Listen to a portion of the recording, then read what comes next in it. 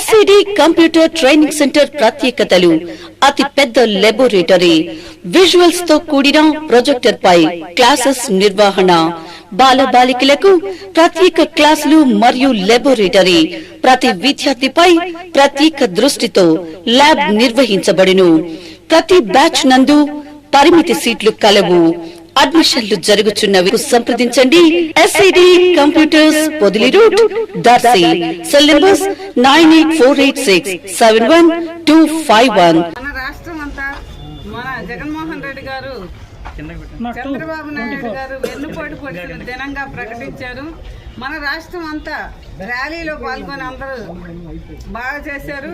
అదేవిధంగా ఈరోజు మనం దర్శి నియోజకవర్గం వాళ్ళందరూ మన జడ్పీటీసీలు కానీ ఎంపీపీలు కానీ కన్వీనర్లు కానీ మండలం అంతా నాయకులు కానీ కార్యకర్తలు కానీ అందరు ర్యాలీలో పాల్గొన్నారు. చంద్రబాబు నాయుడు గారు పొడిచిన ఎన్నుపోటు దినానికి మన వాళ్ళందరూ సూపర్ 6 అన్నారు. చంద్రబాబు నాయుడు గారు సూపర్ 6 కాదు, సూపర్ 7 కాదు, ఏది నెరవేర్చలేని ముఖ్యమంత్రి చంద్రబాబు నాయుడు గారు అని నేను చెబుతున్నాను.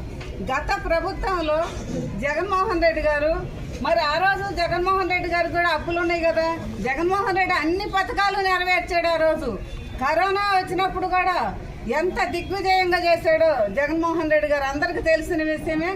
ఈ రోజు చంద్రబాబు నాయుడు గారు 2014లో అదే విధంగా మోసం చేసి ఓట్లేపించుకొని ముఖ్యమంత్రిగా గెలిచి ఆ రోజు మోసం చేశాడు.